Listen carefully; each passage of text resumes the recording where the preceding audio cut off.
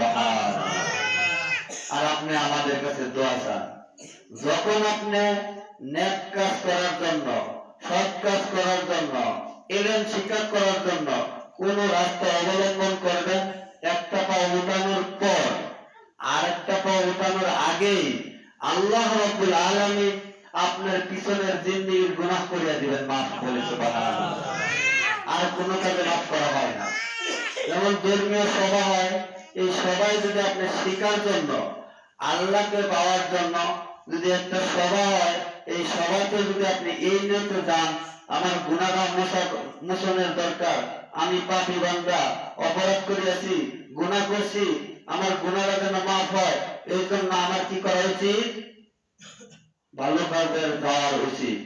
এই শিক্ষা করার নিয়তে যদি আজকের সবাই আপনি আগে বাগে যান, ভাই দুনিয়ার কাজে আগে যায়, কিন্তু আখিরাতের কাজে মানুষ আগে যায় না, দুনিয়ার লাইনে আগে যায়।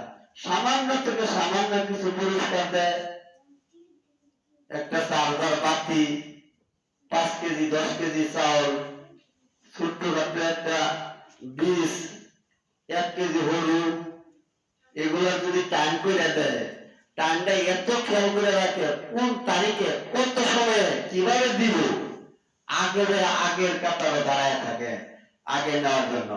ধর্মীয় কাজে আগে যাইতে চায় না। ওই বান্দাকে ধর্মীয় কাজে যে বান্দা আগে যায়, যে বান্দা সালাত আদায় করার জন্য আগে যায়, যে বান্দা সালাতের অপেক্ষা করে টাইম আসার আগে, কালকে এই যে ইস্তেমায় এই আলোচনাটা করছি, প্রথম সময় দিছি আধা ঘন্টা, পরে একবারে 1 ঘন্টার উপরে। যখন আলোচনা শুরু করছি প্রথম সময় কম দিছি, পরে আবার দেওয়া করতেছে চলে আপনার সময় আরো বাড়ায় দেওয়া হয়েছে। আল্লাহ ওই সমস্ত মানুষের জন্য অপেক্ষা করে যে মানুষ সময় আসার আগে মসজিদে বসে থাকে, সালাতের টাইমের অপেক্ষা করে যে কোন সময় সালাতের টাইম জানি হয়, এই টাইম হওয়ার আগে যে মানুষগুলো অপেক্ষা করে, ওই মানুষগুলোর জন্য আল্লাহ তাআলা জান্নাত দেওয়ার জন্য অপেক্ষা করে, বলি সুবহানাল্লাহ। আর কোন কাজের জন্য, আপনার আল্লাহ জান্নাত দেওয়ার জন্য অপেক্ষা করে না। শুধু একমাত্র যে ব্যক্তি সালাতের ওয়াক্ত আসার আগে মসজিদে বসে থাকে, অপেক্ষা করতে থাকে, শুধু একমাত্র ওই ব্যক্তির জন্য। আমরা কিছু মুসল্লি আছি, এত অলসতা, এত লম্বা রাত, তারপরে আমরা আইসা 1 রাকাত পাই, 1 রাকাত পাই না। যারা 5 ওয়াক্ত সালাত আদায় করি, তারাই আমরা এত অলসতা করি। তারা হয় মনে মনে বোধ এটা কয়, কেউ তো পড়েই না, তাও তো আমি 1 রাকাত পাইছি, সে মনে করে আমি অনেক কিছু করছি। আরে ভাই না, আপনার জন্য আল্লাহ অপেক্ষা করে না জান্নাত দেওয়ার জন্য, আল্লাহ অপেক্ষা করে তার জন্য জান্নাত দেওয়ার জন্য। 7 জন অথবা 6 জন ব্যক্তি মসজিদে বসা ছিল। আল্লাহ রাসূল বললেন, এই তোমরা কিছু লোক, এখন তো কোনো নামাজের টাইম নেই, এখন তোমরা মসজিদে কি করো? কয়জন লোকের কথা বলছি? 7 থেকে 6 জন থেকে 7 জন লোক। রাসূল বললেন, এই তোমরা 6-7 জন লোক কেন এখন নামাজের ওয়াক্ত আসার আগে বসে রয়েছে? আল্লাহ রাসূলকে বললেন, ইয়া রাসূলুল্লাহ, ওয়াক্তের জন্য আমরা অপেক্ষা করছি। তখন ওই ব্যক্তিদের আল্লাহ রাসূল বললেন, জানো তোমাদের ব্যাপারে আল্লাহ কি বলছে? তখন তারা বলে, ইয়া রাসূলুল্লাহ, আমরা তো জানি না। দেখো, তোমরা সালাতের অপেক্ষা করতেছো সময়ের জন্য, আল্লাহ তাআলা তোমাদেরকে জান্নাত দেওয়ার জন্য অপেক্ষা করতেছে।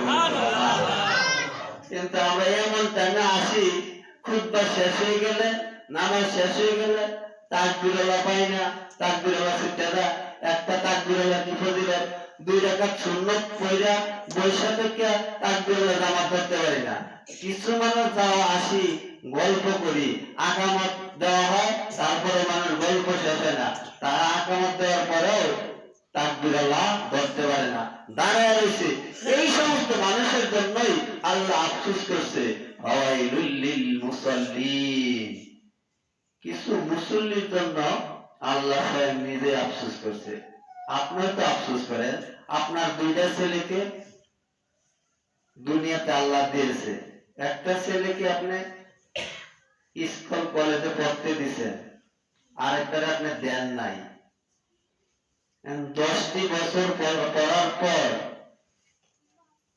আপনার পরীক্ষা হয়েছে ফেল, যেটা একদিনও যায় নাই, ওটার জন্য আপনি আফসোস করবেন না? যেটা 10 বছর তো কষ্ট করে আপনি পড়ালেন, সে নিজেও 10 বছর কত ঠান্ডার মধ্যে গোলাপান কুয়াশার মধ্যে প্রাইভেট পড়তে যায়, কি ঠান্ডা অন্ধকার, মক্তবে কোরআন শিক্ষার জন্য আর সুযোগ পায় না।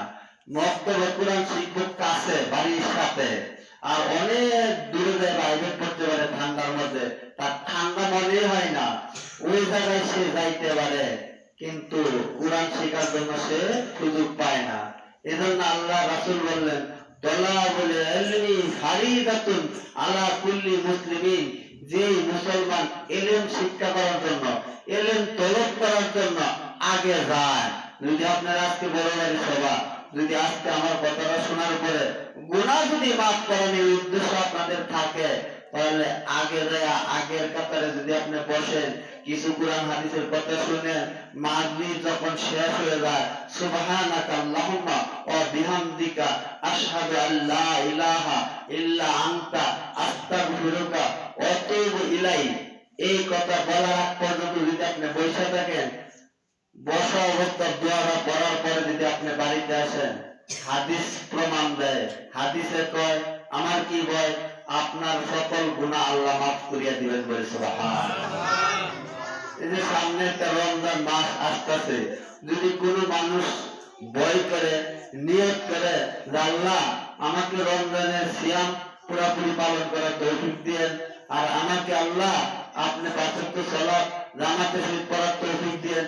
আরে ভাই, আপনি এই নিয়ত করতে কয় টাকা খরচ? এই নিয়ত করতে কতটুকু কষ্ট? এই নিয়তটা করতে কি কষ্ট হয়? আল্লাহ সামনে রমজান মাস আসতেছে, আপনি আমাকে সুস্থ মতে সালাতগুলো আদায় করার, সিয়াম পালন করার তৌফিকটা আপনি দেন। এই নিয়তটা করলে আপনার টাকাও খরচ হয় না, কষ্টও হয় না, কিন্তু আপনার অন্তরে এই নিয়তই নাই।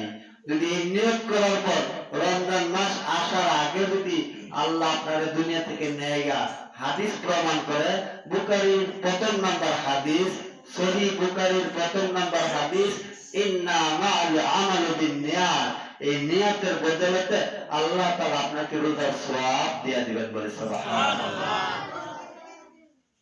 আসলে আমরা গুনাহ মাফ করার উদ্দেশ্য নিয়ত আমাদের নাই, আমাদের বুঝে আসে না, বিশ্বাস হয় না। যদি বিশ্বাস হতো তাহলে আমরা আজকে বড় বাড়ি পাশে একটা সভা, আমরা যেন সবার আগে আগে যাইতে পারি, সবাই যেন সুন্দর করে বসতে পারি। যদি কেউ মনে করেন গুনাহ মাফ করানোর দরকার, তাহলে ধর্মীয় সভা, কোরআন হাদিসের আলোচনা হয়, এখানে আপনারা সবাই যায় বলবেন। আল্লাহ তাআলা আপনাদের আমাদের সকলকে এই কথাগুলো মানার, কোরআন এবং হাদিসের উপর আমল করার তৌফিক দান করুন। সকলে বলি আমিন।